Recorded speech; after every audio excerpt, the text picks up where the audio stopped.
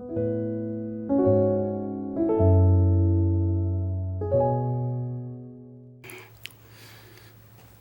다 같이 경건한 마음으로 영과 진리로 하나님 앞에 예배를 드리겠습니다.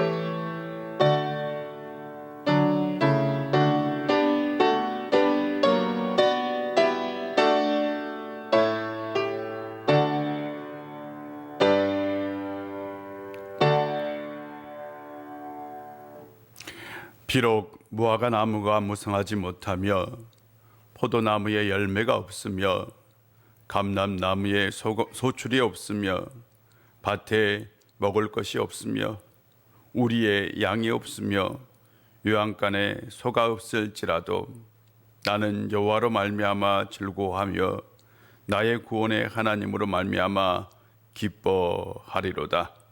하나님은 영이시니 예배하는 자가 영과 진리로 예배할지니라. 아멘.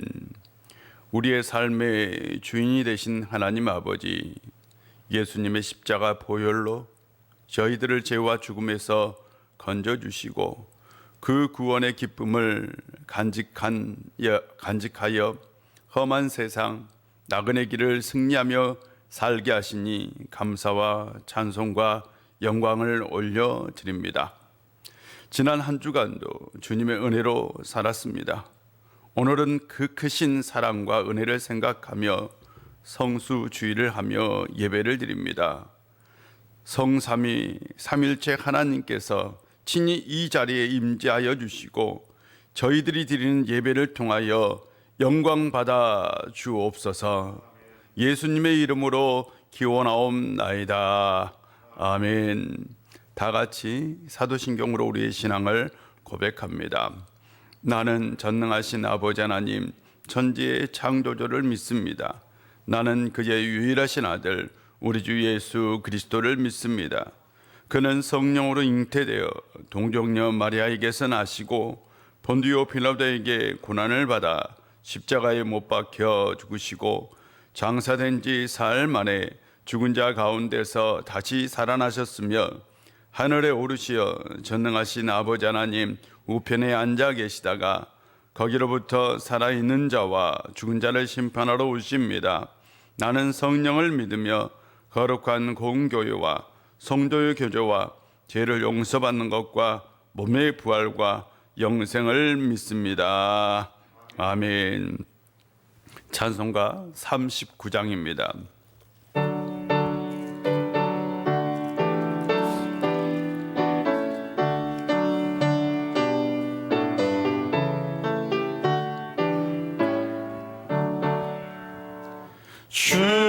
은혜를 받으려 모인 성도들 주 크신 뜻 깨닫게 하옵소서. 내 고통의 멍에를 다 벗게 되니 날 구속하신 이름 찬양하리. 우리를 곁에서 인도하시니 그 거룩한 나라가 이뤄지네. 저마귀와 싸워서 늘 승리하니 큰 영광 주께 돌려 찬양하리.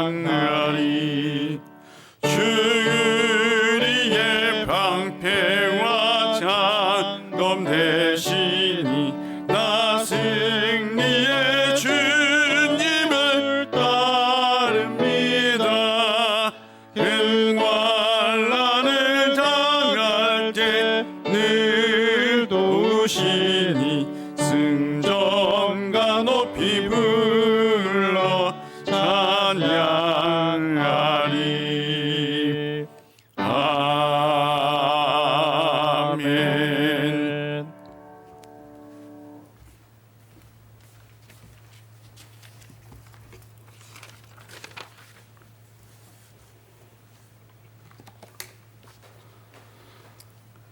사랑의 하나님 감사합니다.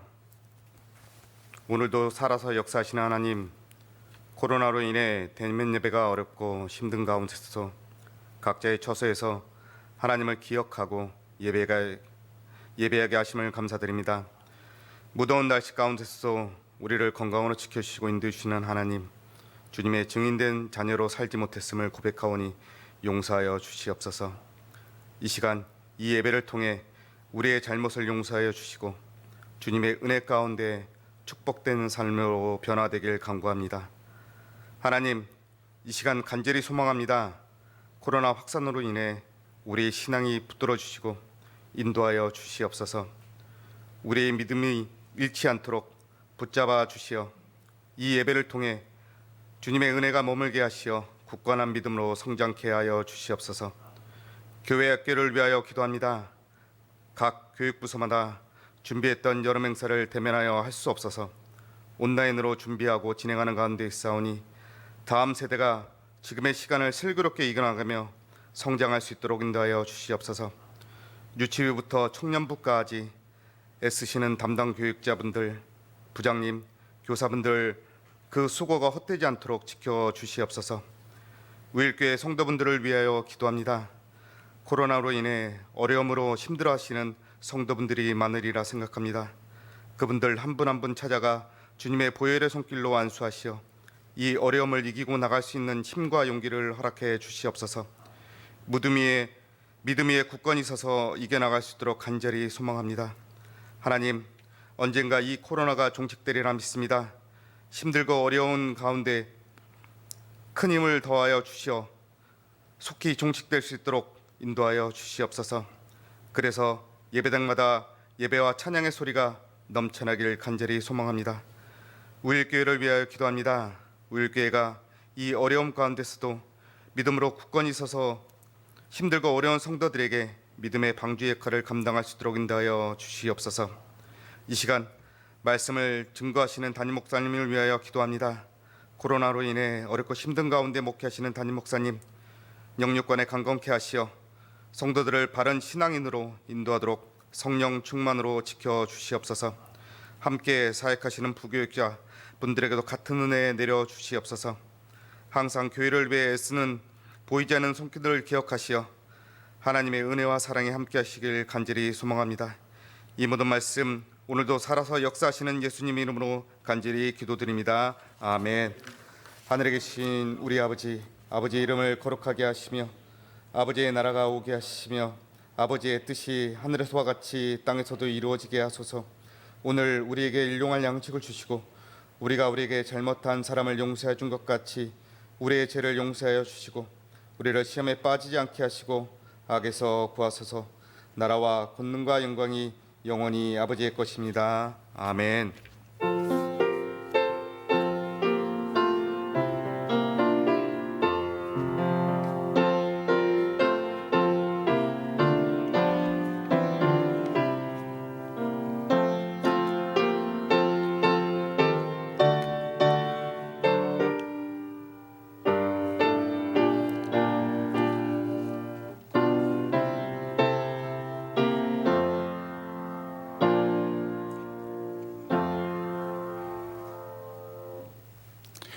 오늘 우리에게 주신 하나님의 말씀은 열왕기상 3장 4절부터 10절입니다. 열왕기상 3장 4절부터 10절입니다.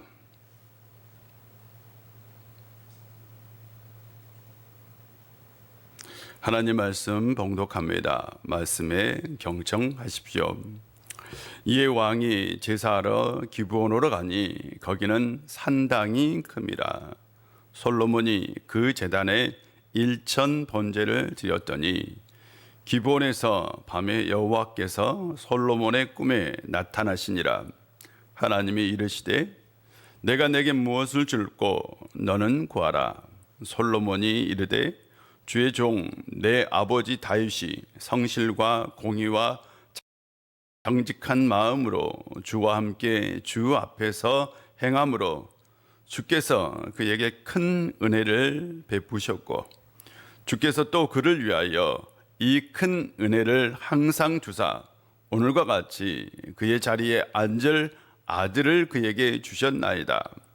나의 하나님 여호와여, 주께서 종으로 종의 아버지 다윗을 대신하여 왕이 되게 하셨사오나 종은 작은 아이라 출입할 줄을 알지 못하고 주께서 택하신 백성 가운데에 있나이다. 그들은 큰 백성이라 수요가 많아서 셀 수도 없고 기록할 수도 없사오니 누가 주의 이 많은 백성을 재판할 수 있사오리이까. 듣는 마음을 종에게 주사 주의 백성을 재판하여 선악을 분별하게 하옵소서. 솔로몬이 이것을 구하매 그 말씀이 주의 마음에 든지라.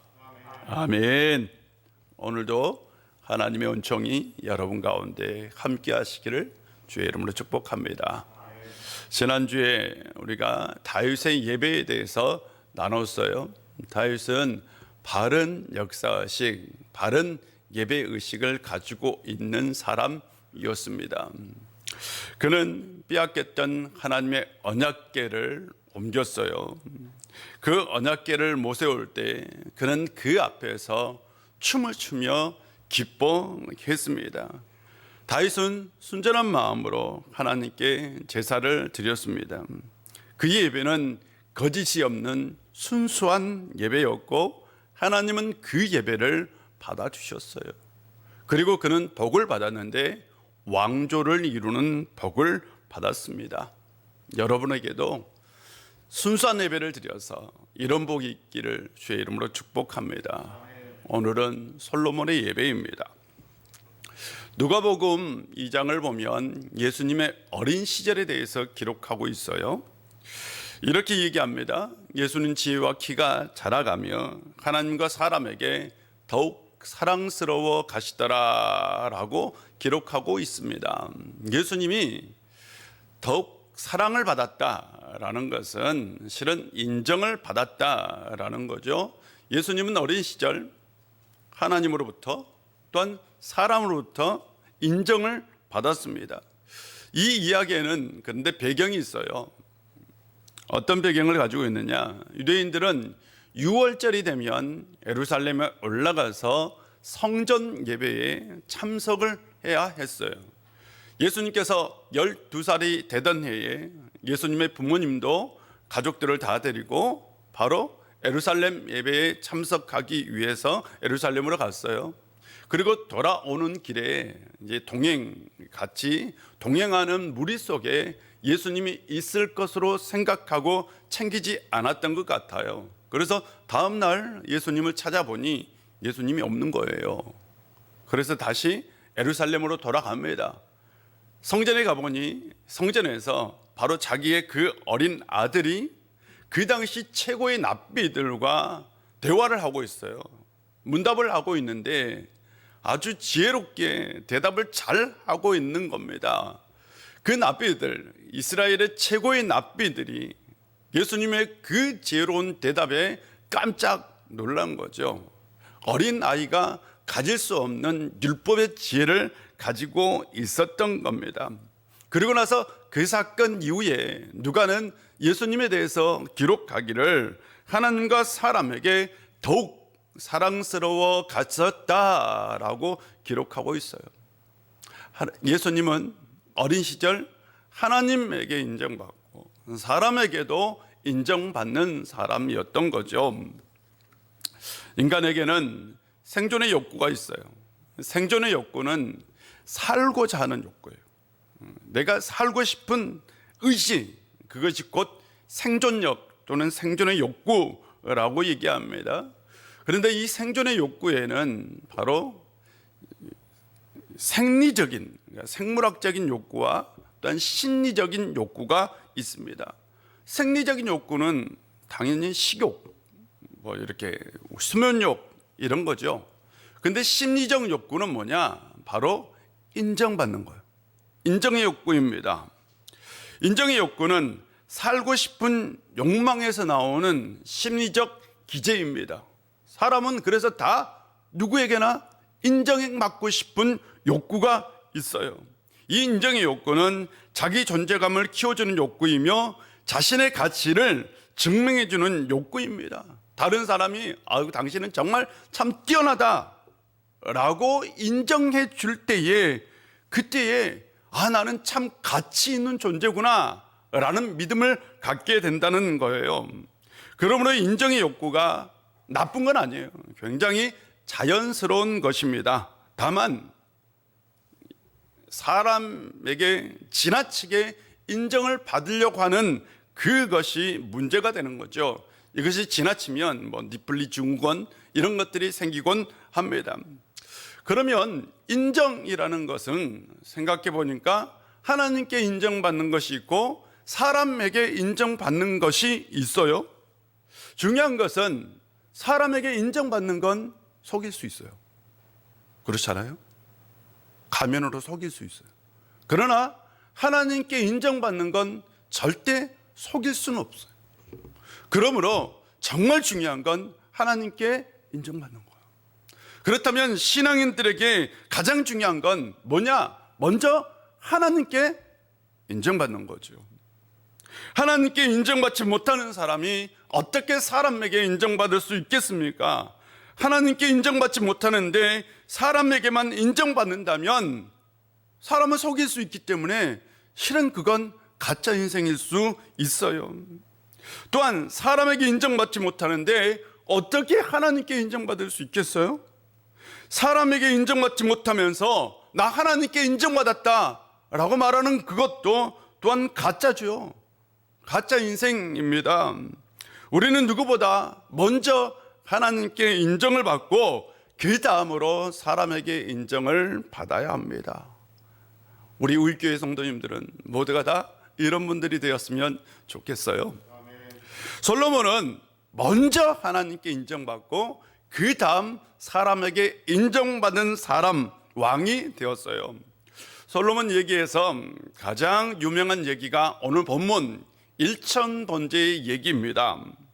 1000번제의 이야기는 약간의 논란이 좀 있어요. 이것이 1000번의 번제냐 아니면 1000마리의 번제냐라는 논란입니다. 1000번의 번제일까요? 아니면 1000마리의 번제일까요? 분명히 차이가 있어요. 1000마리 번제는 그냥 한꺼번에 다 1000마리를 드릴 수 있는 거고 1000번제는 말 그대로 제사를 1000번 한 거예요. 어떤 차이가 있을까요? 분명히 차이가 있겠죠. 근데 대부분 한국 교회는 지금까지 1000번제로 우리는 받아들이고 그렇게 이해했어요. 그런데 최근 번역 성경들은 오늘 본문을 1000마리의 번제로 해석합니다. 번역해요. 또한 역대하 1장에서 똑같은 얘기가 나옵니다. 왜냐하면 역대기에도 나온 얘기가 열왕기에도 나온 얘기가 왜 역대기에도 나오잖아요. 근데 열왕기에 나온 이 얘기가 역대기에도 나와요. 근데 역대기에는 이렇게 번역했어요.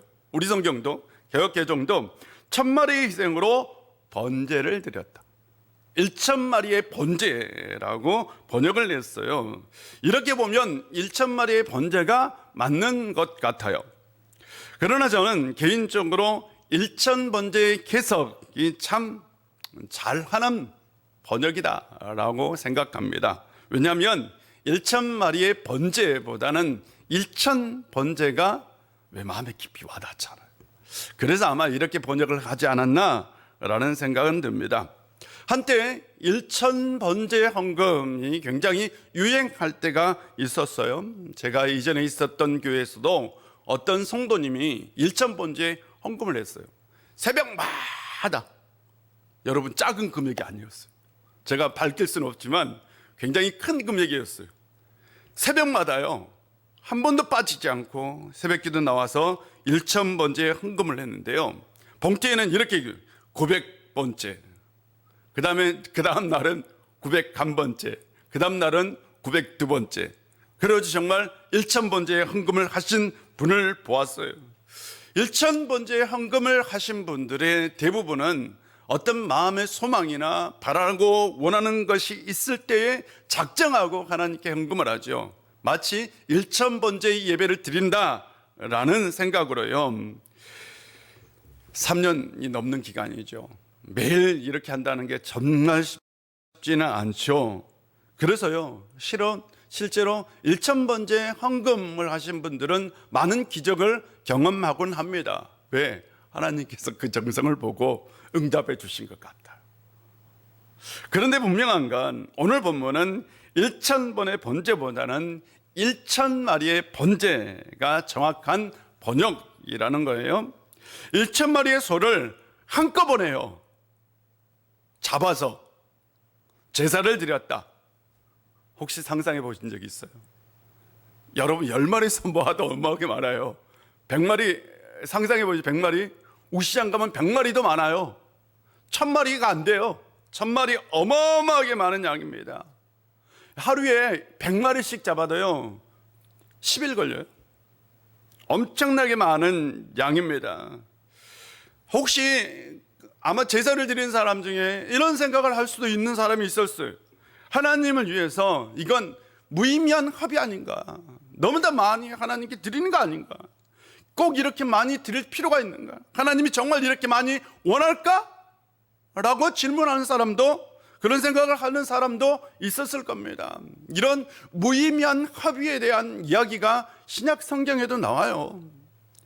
마태복음 26장을 보면 예수님께서 바로 십자가를 지기 전 베다니에 있는 나병 환자 시몬의 집에서 식사를 하고 있을 때요, 한 여인이 값진 향과 담긴 옥합을 들고 와서 예수님이 식사하고 있는 그 도중에 그 머리에 부었어요. 향유를 다 머리에 부었어요. 제자들이 이것을 보고 화를 냈어요. 분개했어요. 아니, 식사를 방해한 거에 대해서 분개한 게 아니에요, 여러분. 우리 식사할 때 누군가 방해하면 어때요? 화나잖아요. 그거에 대해서 분개한 게 아닙니다. 이렇게 했어요. 왜 향유를 저렇게 허비하고 낭비하는가? 이 향유를 비싼 값에 팔아 그 돈으로 가난한 사람에게 도와줄 수 있으면 참 좋을 텐데. 제자들은 이것을 낭비라고 생각했어요. 예수님 머리에 향유를 붓는 걸 낭비라고 생각한 거예요. 요한복음에는 이렇게 말한 사람이 가룟 유다라고 얘기를 해요. 그리고 그 가치가 300데나리온이라고 얘기합니다. 300데나리온은 그 당시 엄청난 가치입니다. 집도 사고 땅도 살 수 있는 그 정도의 가치입니다. 그런데 그 엄청난 가치, 그것을요 그냥 예수님 머리에 어떻게 해요? 다 쏟아 부어버렸어요. 제자들은 순간 그걸 보고 제가 낭비하고 있다 라고 생각합니다. 아마 유다가 먼저 의견을 냈고 그리고 난 다음에 제자들이 이에 동조했던 것으로 보입니다. 그렇다면 여러분은 유다 의견에 대해서 어떻게 생각하십니까? 맞다고 생각해요? 틀리다고 생각해요? 만약 여러분이 그 현장에 있었다면 여러분은 어떤 의견을 내겠습니까? 이성의 시대, 논리의 시대를 사는 우리, 뭔가 이성적인 거, 논리적인 것을 따져서 말하기를 좋아하는 우리 시대의 사람들, 우리는 이 300데나리온의 가치를 지닌 향유를 예수님 머리에 부은 이 사건을 어떻게 받아들이고 어떻게 해석할까요? 어쩌면 우리도 제자들처럼 그렇게 반응하지 않을까요? 예수님께서 말씀하셨어요. 이 여인을 괴롭게 하지 말라. 마음을 아프게 하지 말라는 거예요. 마음을 아프게 하지 마라. 이 여인이 나를 위해서 좋은 일을 했다고. 나를 위해서 좋은 일을 했다. 그리고 제자들을 꾸짖었죠. 이건 실은 유다의 의견이 묵살된 거죠. 맞죠? 요한복음에 의하면 유다의 의견이 묵살된 겁니다. 이 사건 이후에 유다는 곧바로 대제사장을 찾아갑니다. 그리고 나서 예수님을 은 30에 팔아버려요. 이 사건 이후에 유다는 유대 출신 지역이고요, 다른 대부분의 제자는 갈릴리 출신 지역입니다. 그 당시 유다 지역 사람들은 굉장히 자신들이 엘리트라는 자부심을 가지고 있었어요. 아마 그는 엘리트였던 것으로 보여요. 그래서 세리 마태가 있음에도 불구하고 회계를 담당했던 자리를 차지하고 있었어요. 그런데 그날 자신의 의견이 묵살된 거죠. 인정받지 못한 거예요. 결국 예수님을 은 30에 팔아버린 거죠.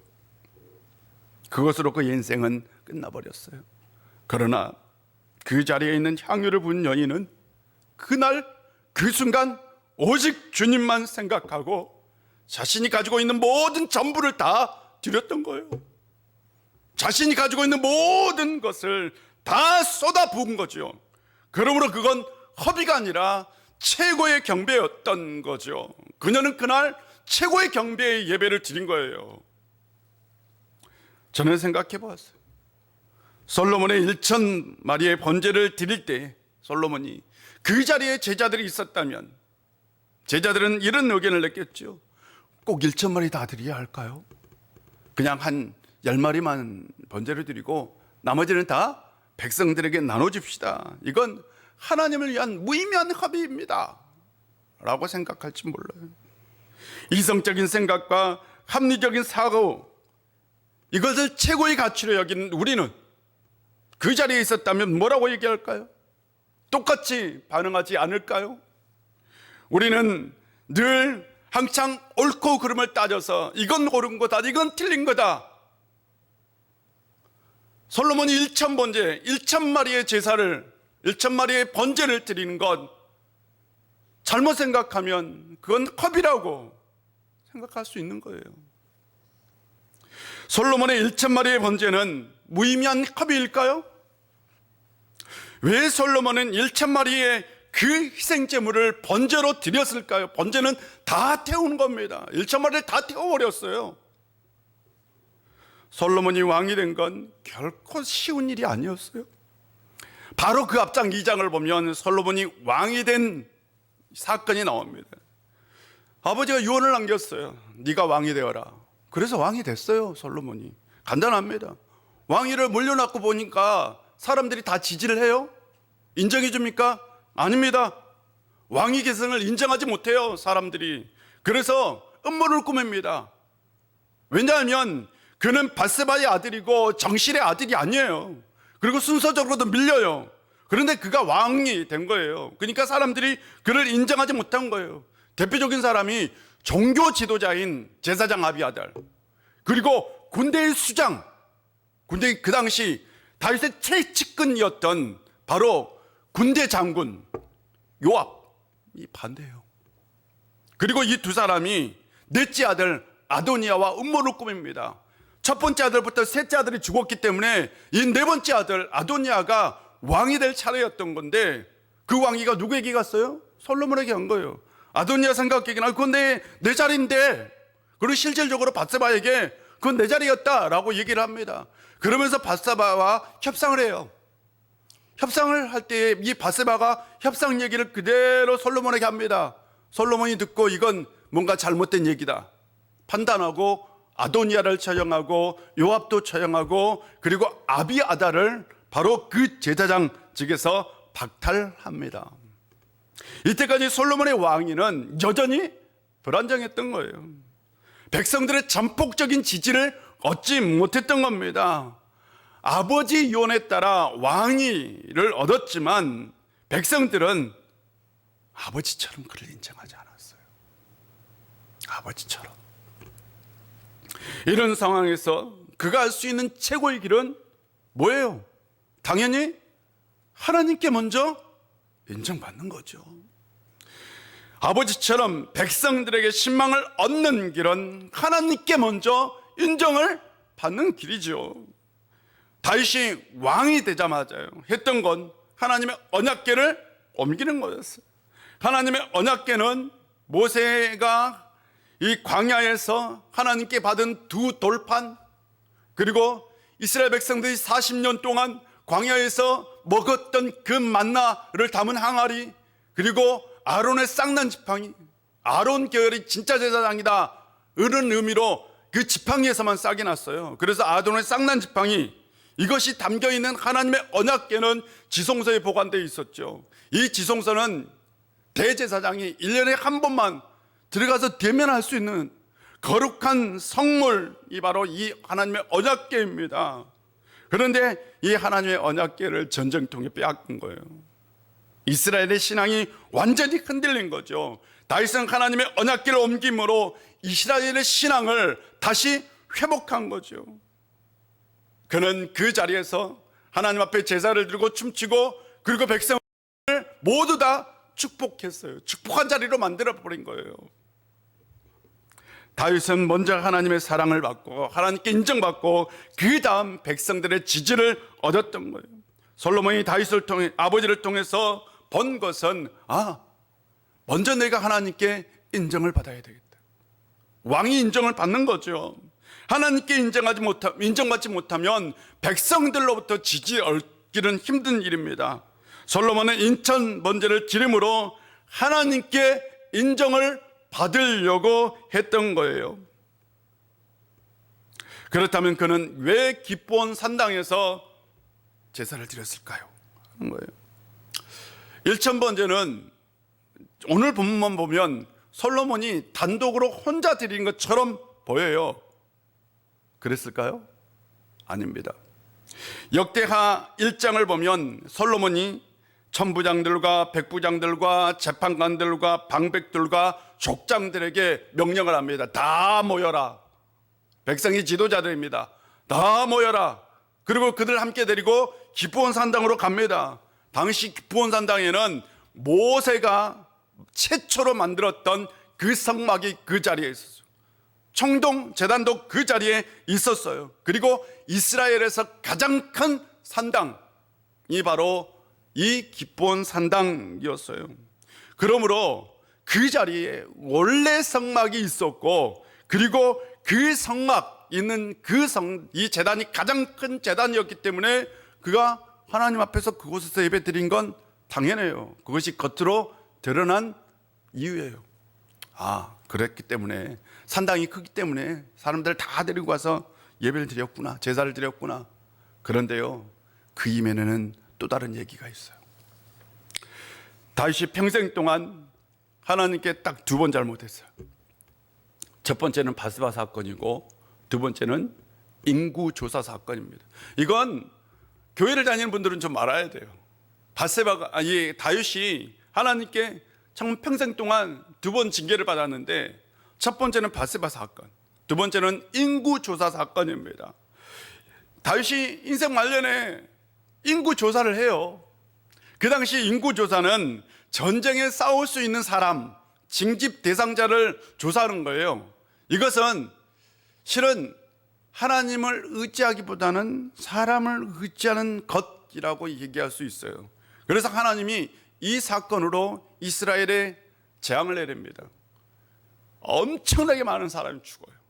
그리고 나서 바로 다윗이 하나님 앞에 오르난의 타작마당, 하나님의 언약궤가 있는 이 다윗의 장막에서 예배를 드려요.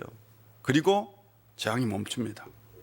그런데 역대기 상 21장을 보면 다윗이 그때부터 이 하나님의 재앙에 두려워서 기브온 산당에서 제사를 드리는 걸 멈췄다라고 기록되어 있어요.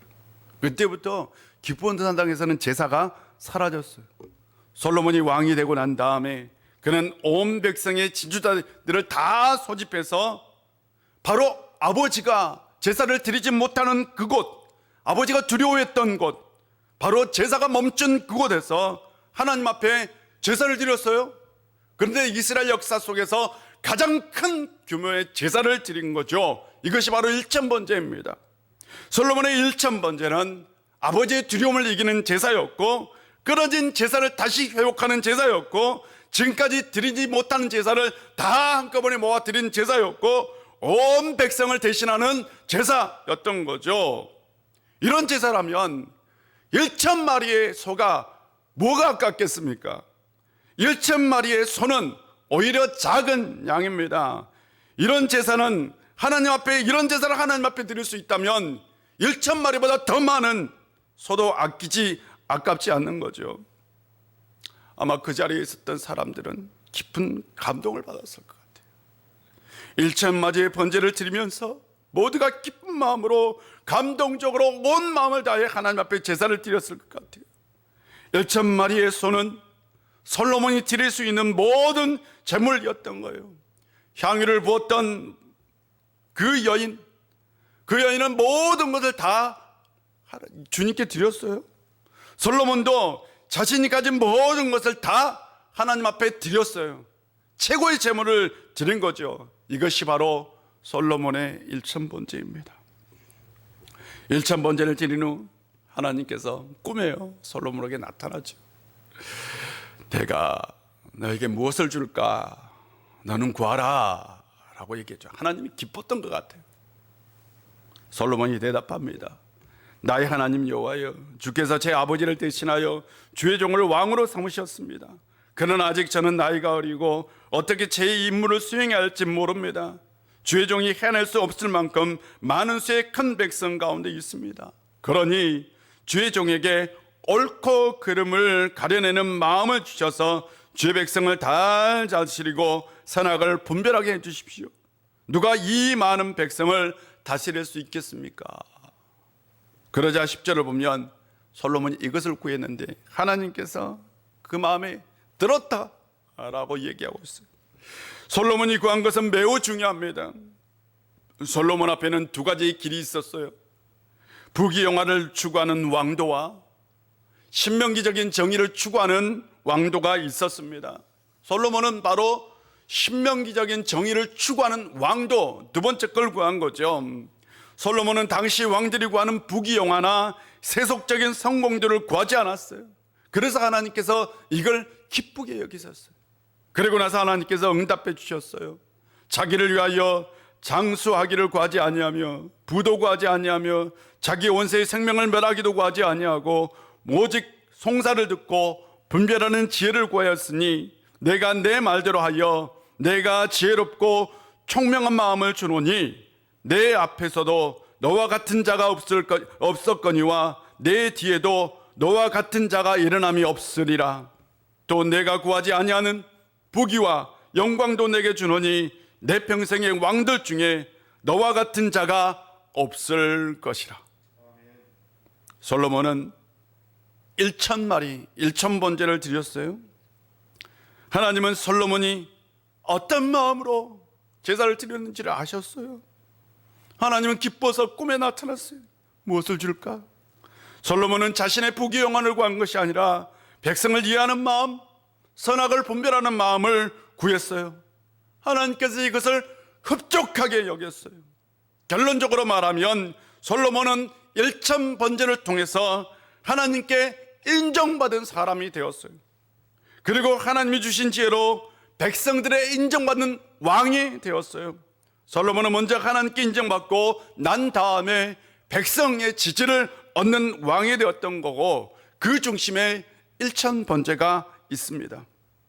1,000마리의 번제는 무의미한 협의가 아니라 최고의 경배였던 겁니다. 누가복음 12장에는 이런 얘기가 나옵니다. 어떤 사람이 예수님께 찾아와요. 그리고 아버지 유산에 대한 얘기를 합니다. 그래서 예수님께서 그 사람에게 이렇게 얘기합니다. 너희는 조심해서 모든 탐심을 삼가라. 사람의 생명이 그 소유의 넉넉함에 있지 않다라고 말씀을 하시면서 한 가지 비유를 얘기해요. 하나의 비유를 얘기해 주는데 그 비유가 우리가 잘 알고 있는 어리석은 부자의 비유예요. 한 부자가 그냥 아마 풍족하게 넓은 뜰을 그리고 비옥한 이 밭이었나 봐요. 가지고 있었어요. 근데 그의 농사가 너무 잘 된 거예요. 잘 돼서 속으로 생각하기를 야 어떻게 할까? 이제 내가 내 곡식을 쌓아둘 데가 없다. 그리고 그가 다시 속으로 생각하기를 그래 이래야 되겠다. 내가 기존에 있는 창고를 다 헐고 새로 지어서 모든 곡식과 물건들을 거기에 쌓아두겠다.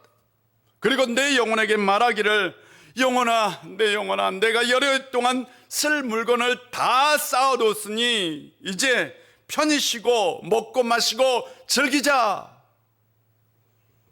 그때 하나님께서 그에게 말씀하시기를 이 어리석은 사람아 오늘 밤 내 영혼을 내게서 찾을 것이다. 그러면 내가 너를 위해 장만한 것들이 다 누구의 것이 되겠느냐 라고 예수님께서 이야기를 해주고 난 다음에 그리고 이런 말씀을 하셨어요. 자기를 위해서 재물을 쌓아두면서 하나님께 대해 보유하지 못한 사람은 이와 같은 사람이다. 자기를 위해서 재물을 쌓아두고 하나님께 부여하지 못한 사람, 그 사람은 이 어리석은 부자와 같은 사람이다 라는 거죠. 솔로몬은 자신에 대해서 부유함을 추구한 것이 아니라 1000번제를 드림으로 하나님에 대한 부유함을 추구했어요. 그래서 먼저 하나님께 인정을 받은 거죠. 그리고 이후에 백성의 지지를 얻었어요. 솔로몬은 1000마리의 번제를 드린 후 그의 왕위가 완전히 견고해졌고, 그는 이스라엘 역사 속에서 가장 태평 성대를 누렸던 왕, 부국 강병을 이루었던 왕입니다. 그는 이스라엘 역사 속에서 최고의 왕이 되었어요. 우리가 먼저 하나님께 인정을 받아야 합니다. 그리고 나서 우리가 사람에게 인정받아야 하는 거죠. 사랑하는 성도 여러분, 우리가 하나님께 인정받을 수 있는 최고의 길은 예배입니다. 예배는 우리 자신을 드리는 거예요. 우리가 가지고 있는 전부, 우리의 삶, 우리의 인생, 우리의 모든 것을 다 드리는 것이 바로 예배입니다. 우리가 이런 예배를 드릴 때에 하나님께서 우리 예배를 기뻐 받아주시고 우리 자신을 인정해 주시는 거죠. 이번 올림픽을 보니 특별한 게 있더라고요. 게임을 하는 종목마다 다 세계 랭킹이 이렇게 나오더라고요. 보셨어요? 안 보셨어요? 세계 랭킹. 그래서 세계 랭킹을 소개하고 이렇게 하더라고요. 그런데 볼 때에 세계 랭킹이 높은 사람이 세계 랭킹이 낮은 사람에게 질 때는 굉장히 속상해요. 근데 반대로 세계 랭킹이 낮은 사람이 세계 랭킹이 높은 사람이 이기는 것을 보면 와, 굉장히 뭔가 좀 기쁘고 좀 좋았어요. 특히 이번 여자 배구가 굉장히 열광적이었죠. 대부분의 게임이 5세트까지 갔었어요. 그런데 이겼던 모든 팀이 다 랭킹이 높았어요. 여자 배구의 모든 팀이 다 랭킹이 높았어요. 그런데 4강까지 갔으니 참 대단한 거죠. 모든 선수가 물론 자신의 모든 에너지를 다 쏟아서 저는 싸웠다고 생각합니다. 그런데 우리는 실은 내가 조금 부족하고 내가 좀 낮은 자리에 있는데 실제로 나보다 좀 높은 상대를 만나서 이기는 것에 우리는 큰 감동을 받는 거죠. 어쩌면 하나님도 그러지 않을까요? 하나님도요. 우리가 드릴 수 없는 것까지 드릴 수 있다면 그때 하나님께서 감동받지 않을까요? 인생의 최고의 예배는 어떤 예배일까요? 1000번제는 솔로몬에게 있어서 자신의 전부를 쏟아붓는 최고의 예배였던 거죠. 자신의 모든 것을 쏟아붓는 예배였어요. 그래서 하나님께 인정받고 최고의 왕이 되었고 부귀와 영화도 누렸던 거죠. 우리가 하나님 앞에 늘 우리의 인생 전부를 드리는 드림의 예배, 우리의 자신을 드리는 드림의 예배, 그때 하나님께서 그 예배를 최고의 예배로 받아주시고 우리를 인정해 주실 줄로 믿습니다.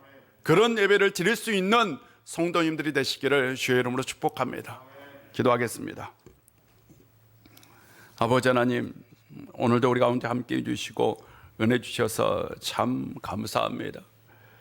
솔로몬은 1000번제를 드림으로 자기 인생의 최고의 예배를, 자신의 모든 것을 쏟아붓는 예배를 드림으로 하나님께 인정받고 또한 백성들의 지지를 얻는 왕이 되었습니다.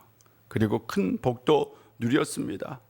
아버지 하나님, 저희가 하나님 앞에 예배를 드릴 때에 우리의 자신, 우리의 모든 걸 쏟아부어서 우리의 전 인생 전체를 드리는 예배가 되게 하여 주옵소서. 우리의 매주 예배가 우리의 인생의 최고의 예배가 되게 하여 주옵소서. 우리의 자신, 우리의 인생, 우리의 모든 것을 쏟아붓는 예배 되게 하여 주옵소서. 예수님의 이름으로 기도하옵나이다. 아멘. 찬송가 212장입니다.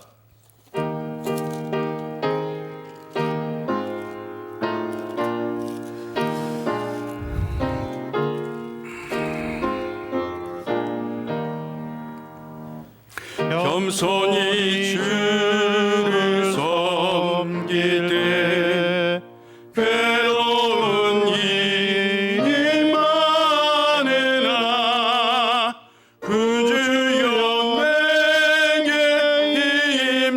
주사 잘 감당하게 하소서. 인자한 말을 가지고 사람을 감화시키며 갈 길을 잃은 우리를 잘 인도하게 하소서. 구주의 귀한 인내를 깨달아가게 하시고 굳건한 믿음 주셔서 늘 승리하게 하소서.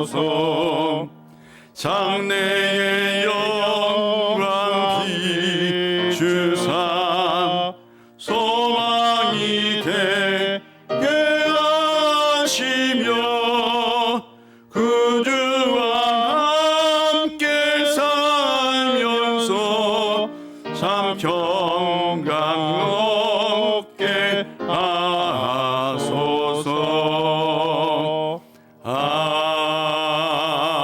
아멘. 기도하겠습니다.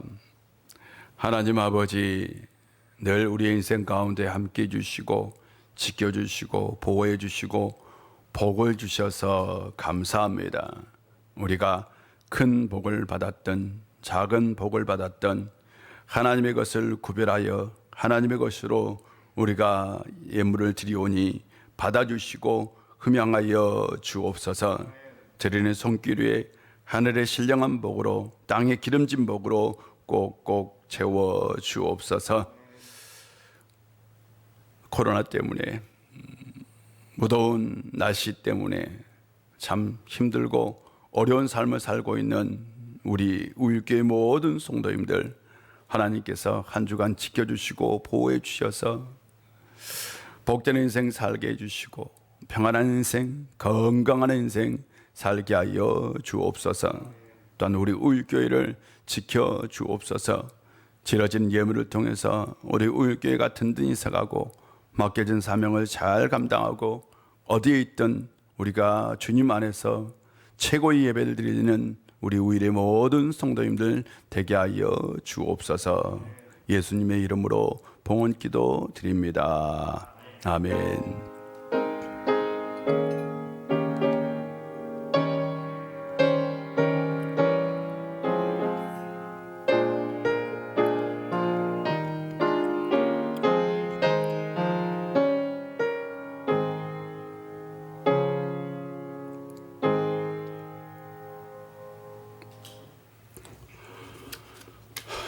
교회 소식을 전해드리겠습니다. 여러분 기도해 주셔서 휴가 참 잘 다녀왔습니다. 감사드리고요. 우리가 앞으로 지금까지 2주씩 예배를 결정해서 여러분들에게 알려드렸는데요. 오늘 우리 장로님들과 협의해서 앞으로 또 2주 동안 어떻게 예배를 드릴지 여러분들에게 공지해 드리도록 하겠습니다. 꼭 참고해 주시고요. 그리고 이 무더운 여름철 더위 잘 이겨내시고 하나님 안에서 건강하게 살아갈 수 있는 우리 우일교회 성도님들 꼭 되었으면 좋겠습니다. 그리고 환우들을 위해서, 군 복무 중인 청년들을 위해서, 그리고 교인들을 위해서 서로 꼭 기도해 주셨으면 좋겠고요. 제가 설교 시간에 지금 설교를 하면서 제가 드는 생각이 하나 있었어요. 어떤 거냐면 우리가 신앙생활 오래 하지만 생각보다 우리가 성경에 대해서 또한 성경 안에 있는 많은 이야기들에 대해서 잘 알지 못하더라라는 거예요. 그래서 실은 제가 될 수 있는 대로 성경 안에서 이야기를 가지고 와서 설교성에 넣으려고 노력하고 있어요. 왜냐하면 신앙인들이 최소한 이 정도 얘기는 알아야 되지 않겠느냐. 아니 1,000번째가 뭔지 모르면 설교를 할 수 없는 거잖아요. 또한 예수님 향유 옥합 본 그런 얘기가 있었어? 이런 얘기들은 기본적인 얘기들인 거예요. 그래서 이런 기본적인 얘기들을 조금 우리 교인들이 알았으면 좋겠다라는 마음으로 제가 될 수 있는 대로 예화를 이렇게 성경에서 가져오려고 노력하고 있으니까 그렇게 목사님이 성경에 있는 얘기만 하는구나 라고 생각을 마시고 일부러 제가 그렇게 하고 있다는 걸 여러분 꼭 좀 기억해 주셨으면 좋겠다라는 거예요. 내가 다른 예화도 충분히 할 수 있어요. 그러나 될 수 있는 대로 성경 얘기를 좀 이번엔 좀 해줘야 되겠다라는 마음을 가졌다는 거 좀 기억해 주셨으면 좋겠습니다. 우리 다 같이 바송 찬송합니다.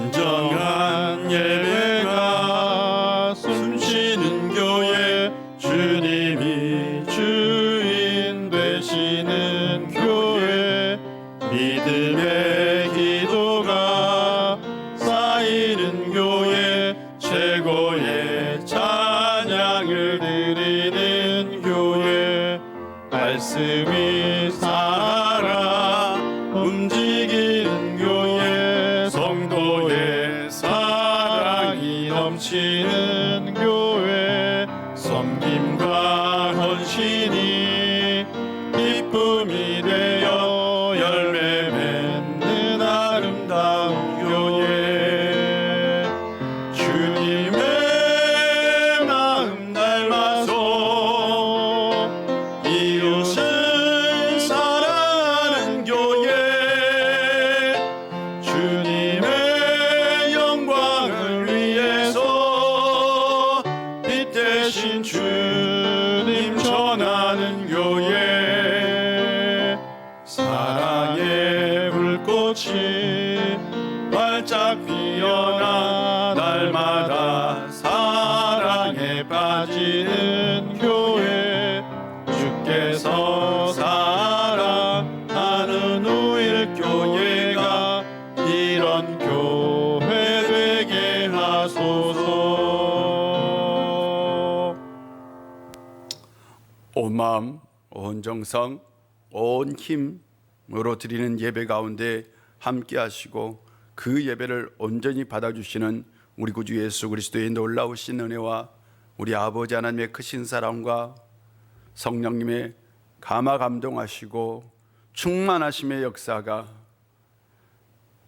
온 마음, 온 정성, 온 힘, 삶 전부, 인생 전부를 드려 최고의 예배를 드림으로 하나님께 인정받고 또한 복된 인생 살기를 원하는 우리 의일의 모든 권속들과 그들의 삶의 터전과 이 나라와 이 민족 위에 그리고 온 백성 위에 이제부터 영원히 함께 하시기를 간절히 축원하옵나이다.